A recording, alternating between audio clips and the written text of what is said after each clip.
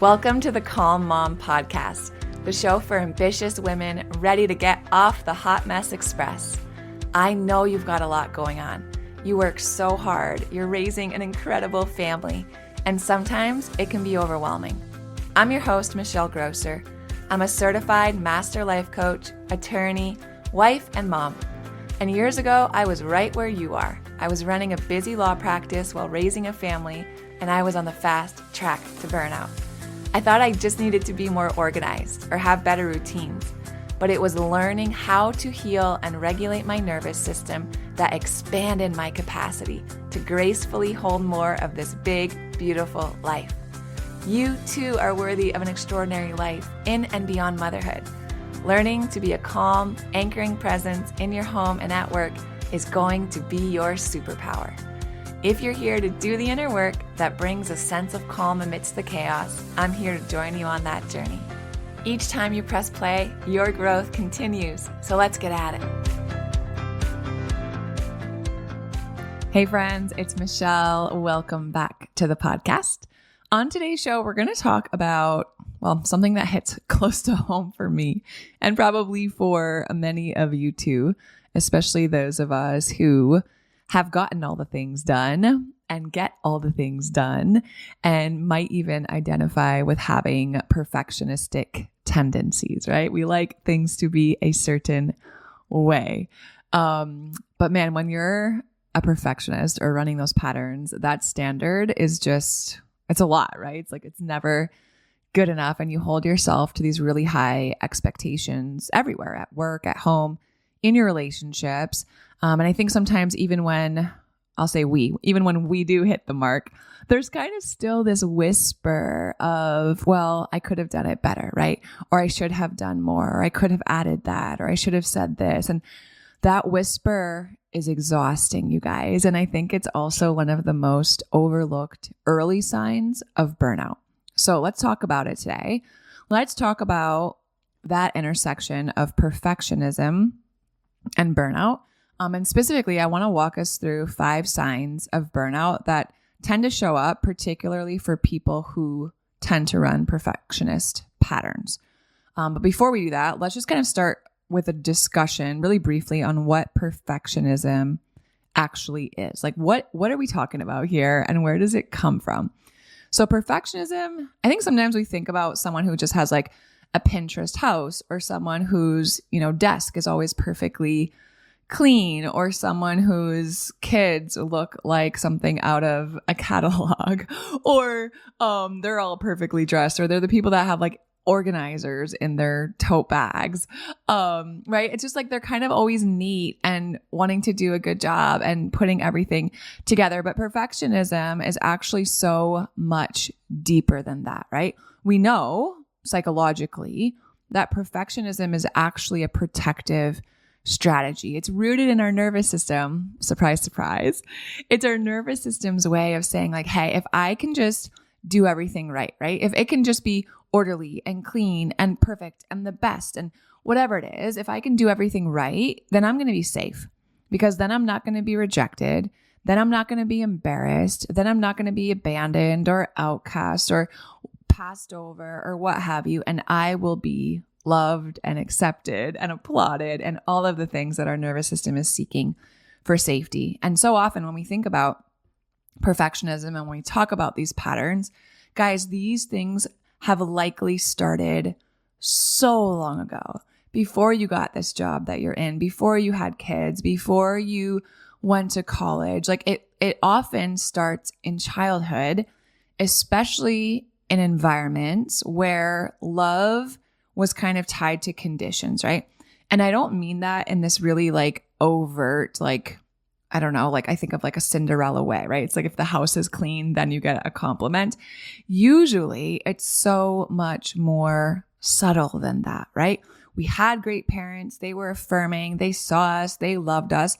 And when we performed, right? When we were well behaved, when we got the good grades, when we made the team, when we, made first chair, when we were the captain, what have you, there was something else that happened there that felt really good for us, right?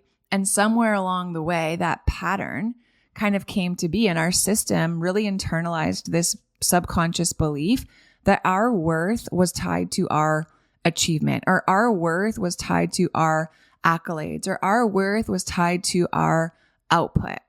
And the nervous system is so stinking smart, right? This is its job. It remembers what works. And then it's like, okay, more of that.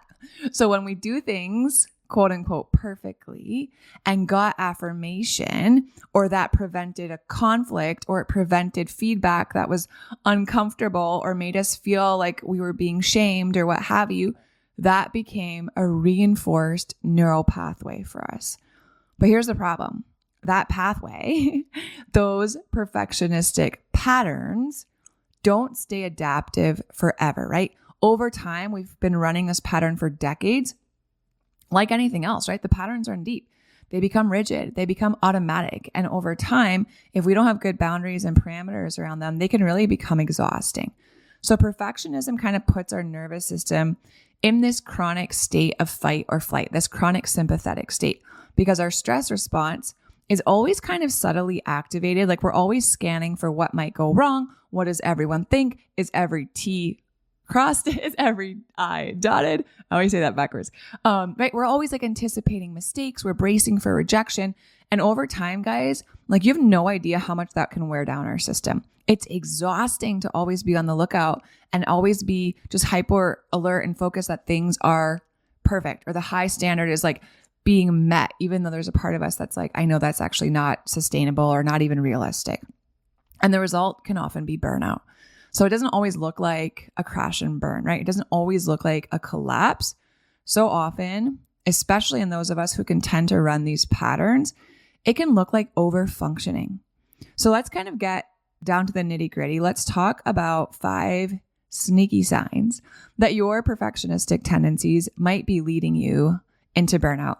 And if you resonate with these guys, this is good news, because you can do something about it now, right? You can step back a little bit and be like, oh, that's interesting. Oh, I'm curious about why I do that. Oh, that makes a lot of sense about why I feel exhausted or like I'm heading toward burnout. Let's make some adjustments. Okay. All right. So sign number 1 of burnout that every perfectionist should watch out for is that nothing you do ever feels, and I'm going to put this in air quotes, good enough. Nothing you do ever feels quote unquote good enough. And this is one of the hallmark signs, you guys, and one that perfectionists often brush off because they're just so used to it, right? That was me. Like I'd finish the project, I'd host the dinner party, I'd finish my to-do list. But after all of these, I don't know, accomplishments or events or milestones or whatever, there was not like a real sense of satisfaction, right? I didn't like stop and celebrate and reflect and be like, dang, like that was so much work. Like I crushed that. I'm so proud of myself. I'm so grateful for my team and my community and my family and like everyone that came together to make this happen. I didn't sit down and journal and reflect. And like, I was just like, bam, on to the next thing, right? On to the next thing. And that is rooted in a dysregulated reward system. When your nervous system is stuck in that survival mode, fight, flight, survive, go, go, go. Our brain has such a hard time registering that we've actually achieved something noteworthy, right? And we all know about dopamine. We hear about cheap dopamine. We hear about dopamine hits. Guys, dopamine, that neurotransmitter that signals reward and satisfaction in our brains, when we're stuck in this like loop of perfectionism, dopamine just doesn't hit the way it should. It's just true, right? Our brain adapts or has adapted to equate like, oh man, we're almost there. It's almost good enough, right? As safety. So we're always striving and we're always pushing harder and we're always trying to make it better and tweaking and modifying and improving and editing. But it's really just our nervous system's mechanism to stay safe by doing more. So if you can relate to that and kind of catch yourself in that, here's what I would recommend doing instead. Can you start practicing a practice, frankly, of internal validation? Like the next time you complete something, and if I know you, it's going to be like later today or tomorrow or over the weekend, right? When you complete something, pause, breathe, right? Notice how that accomplishment feels in your body. Can you be grateful for that and to yourself, right? Can you honor and celebrate yourself? Can you allow the experience that like, this was pretty good. This was enough. Like let that settle in, even if it's just for a few seconds or a few minutes. Track your progress in real time, right? Journaling the wins every day. You can journal them in the morning for the day before, journal them at the end of the night. This can even be as simple as like a bullet journal, right? Training your brain to celebrate the wins. Say it out loud, right? That was good work.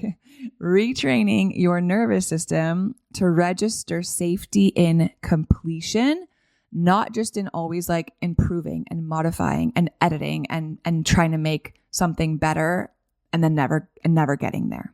Okay. So that's sign number 1. Nothing ever feels good enough. Sign number 2, that I think perfectionists should watch out for, that can really lead to burnout, is that you have a really hard time letting go of mistakes, right? A really hard time letting go of mistakes. Like you'll make a mistake and maybe even if no one else even knows, like you just can't drop it.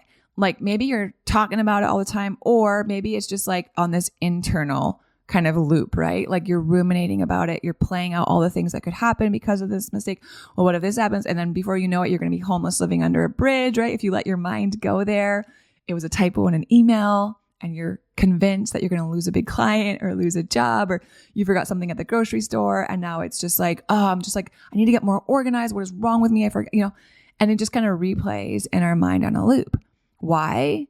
Because for people that run the perfectionist pattern, guys, and if this is you, like, I know that at your core, mistakes aren't just inconvenient, right? We've held this belief that mistakes can be really bad news. They can feel threatening, right? Bad things happen when I make mistakes. People are disappointed in me when I make mistakes. I don't want to let people down, right? They might not, trust me anymore, and I lose authority when I make mistakes. None of this is true, right? But it kind of is the loop that we can play when our nervous system is dysregulated. And what happens is that when we're stuck in this loop and it sends us into this like hypervigilant sympathetic state, mistakes will trigger shame.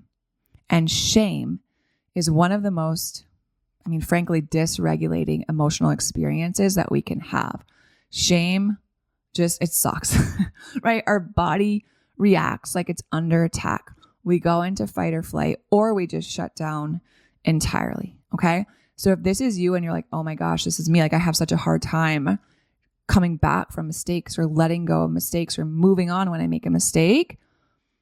I think at its core, this comes back to self-compassion, you guys.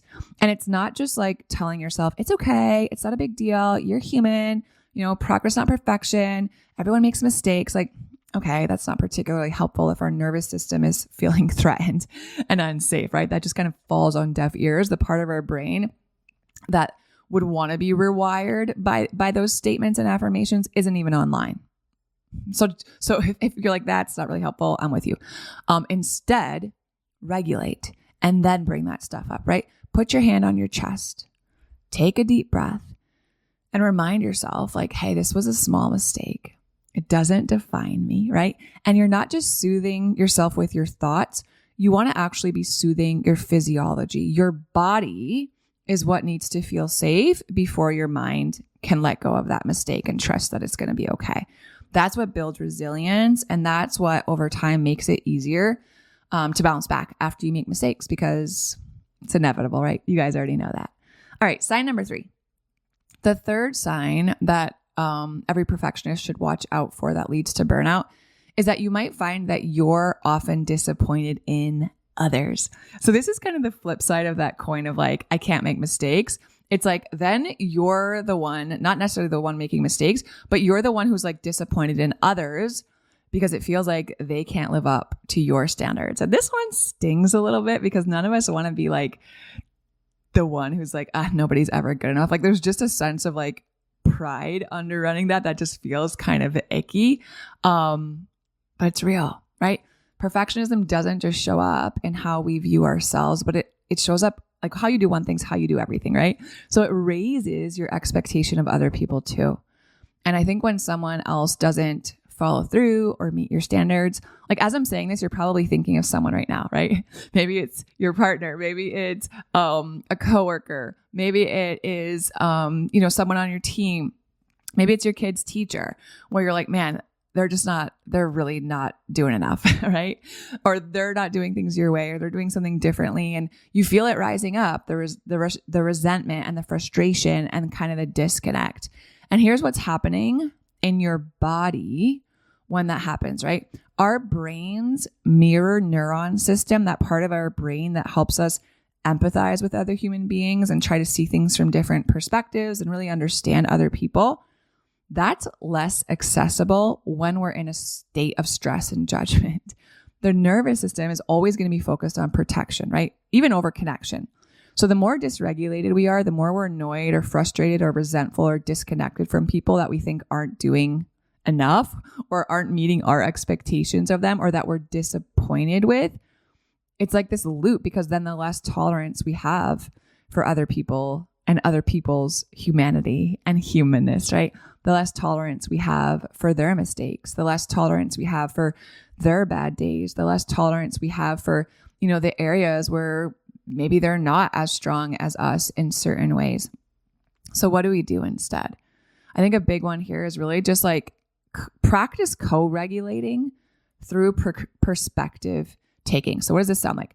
Ask yourself, just get curious, right? Man, instead of like jumping right to judgment, like why do they do things that way? They're not, I don't know, but whatever it is. Hey, what might be going on for them? Right? How compassionate of a question is that? What might be under the surface here, right? How can I soften my expectations? And I think you can also regulate your own system when this comes up, right? It's always like, how can I be accountable first? What's going on with me? How can I own this trigger? Breathe, right? Ground yourself before hard conversations. And that'll make empathy more accessible because your body will feel safe enough to connect and not just correct, right? You're not just going to come in like a drill sergeant or like, I don't know, someone who doesn't want to, who people don't want to spend a lot of time with, but you want to be able to connect from a place of empathy when you have these conversations. All right, sign number 4. Sign number 4 of burnout that every perfectionist should watch out for is you, my friend, might struggle to make decisions without external validation. Do you ever find yourself texting like all your friends before you make a decision about, I don't know, what to wear? Or you have to like call your mom and ask her something before you make a decision about the kids, or, you ask a coworker to come read an email 7 times before you can hit send, or like you spin for hours before you have to make a call about something that maybe used to feel easy at some point, right? And I think we can just chalk this up to like, oh, I'm so indecisive. But it's deeper than that. That's usually a nervous system in overload. And when we run perfectionistic tendencies, we can so often struggle with decision making because we're so afraid of getting it wrong. Makes sense, right? When your nervous system is dysregulated, your prefrontal cortex, that part of your brain that's responsible for executive function, bam, offline, can't access it. So instead, what does your brain do? Your brain starts to activate older, frankly, more primitive pathways focused on safety. So we seek reassurance, right? We outsource safety. Tell me this is okay. Tell me this is good enough. Tell me this is a good decision. Tell me, right? You make it for me, right? Tell me all the things. Instead, if you catch yourself in a pattern of seeking external validation, and I'm not saying you can't like seek guidance and wise counsel and anything like that, like hear me on this. I'm saying that it's really hard for you to do basic, simple things without getting the input of other people, without getting the validation of other people. You cannot get dressed for something and look in the mirror and decide for yourself if you're comfortable and like how you look, right? You don't know, you're unsure, and you have to go out and get a bunch of opinions from other people before you actually decide if you're going to wear that thing, okay? There's a distinction there. So what do we do if you find that you tend to run this pattern? Pause, right? This is all about going inward. This is about connecting to your body, connecting to your intuition, ground, breathe, ask yourself, what do I actually want, right? What is important to me? What aligns with my values and the values of my family? And then you act. Is it always easy? No. Are you always making decisions and when you're making them, you're like 100% certain that this is the right choice? No, of course not. The muscle that you're flexing, the muscle that you're building in this practice is tolerating the discomfort of not being 100% sure, right? That's how you build confidence, you guys. I can't tell you how many women I work with who are like, man, I just want to have more confidence. I wish I was more confident, right? Confidence is not just something that you go and like pick up at Nordstrom and then put on. Confidence comes by practicing tolerating the discomfort of not being 100% sure in your decisions, in your skills, in your ability, in what have you, and then doing it, surviving, learning a ton, and proving to yourself, hey, I'm resourceful enough and I have enough resources that I'm going to figure this out, right? I'm going to be able to handle the aftermath of this. I'm going to be able, like, what have you. That's where confidence is built. And as you continue to do this over time, your nervous system learns that mistakes are okay. They're survivable. You're even probably going to get to a point where mistakes are awesome and you're grateful for them and you learn so much from them and you see them for the gifts that they actually are, even though they're uncomfortable. And your decision-making is going to strengthen. Okay. All right. And then sign number 5 that you have a really hard time delegating, even when you know you should. And I'm like sitting here recording this, raising my hand because this was me for so long. And I still struggle with this sometimes and have to like coach myself, right? I have a hard time delegating. And when it comes up for me, usually it's because I'm already overwhelmed and the thought of delegating something, even though it might not be, just feels like even more work, right? It feels like to me, it's just going to be faster and more efficient, easier, take less bandwidth for me to just do it myself. That is a trap and a lie that I'm trying so hard to work through and escape. But that's my thing, right? It's like, I know I'm drowning. I know help is available, but the thought of someone else doing it, and maybe if you tend to still run perfectionist patterns, it's not even like the overwhelm of explaining it to someone else so you can delegate it, but it's like, oh, they're not going to do it how it needs to be done, right? They're going to do it wrong. They're going to do it different. And that is what might make you more stressed out than just doing it yourself. And if that sounds familiar, like join the club. This is classic perfectionist burnout. In our biology, what we call that, or how that shows up, is hypervigilance, right? It's the nervous system scanning for threats in our environment, especially unpredictability. And when we delegate, what happens? We have less control, right? Delegation is less predictable than just doing the damn thing ourselves. Delegating equals less control, equals more of a perceived threat subconsciously to our nervous system. So even when delegation will, especially if we do it well, right? Set up the systems and the checks and balances and all the things, like even when delegation will help us rest, we know it's going to free us up, right? It's going to create margin, all the things that we're seeking. It's really hard for our system to let it go. So what do we start doing? Start small. I think that's a great place to start. Like, what is one micro delegation, let's call it, that you could do today or this week, right? To your kids. Like, what kinds of things are you doing around the house that they should be doing for themselves? Do they pick out their own outfits, right? Do they empty the dishwasher? Do they feed the dogs? Do they what is something small that as you're doing it, you're like, I don't need to be doing this, right? Delegate it, right? With a clear boundary. And then notice what happens in your body. Did you clench, right? Were you super tense? Did you think about it nonstop? Did you try to micromanage it? Can you breathe through that discomfort? Because you're actually not just delegating the task, you guys. In this, it's a practice for you, right? You're retraining your system to feel safe in interdependence, working with others, right? Having a team, a partnership, what have you, is beautiful. And it's work, y'all. Okay.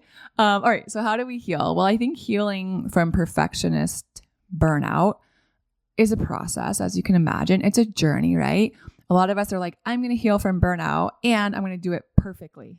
It's like 90% of the women I work with. They come in and they're like, all right, tell me everything I have to do and I'm going to do it perfectly to heal from this burnout. Y'all, that's what got you here. Healing from burnout is not going to be about striving. It's not going to be about suddenly being okay with stuff being like a disaster. It's not about like suddenly being okay with subpar or mediocrity. It's about safety. And it's about remembering like, hey, you are already worthy. That's the truth. You are already worthy without the performance, the accolade, the applause, the achievement, none of that. It starts in your body. Your nervous system cannot regulate through logic alone. You have to bring your body into the conversation. So here's something I think you guys could try this week, and I think you'll find it helpful. What's like one moment of stillness you could find in the day? One moment of stillness, right?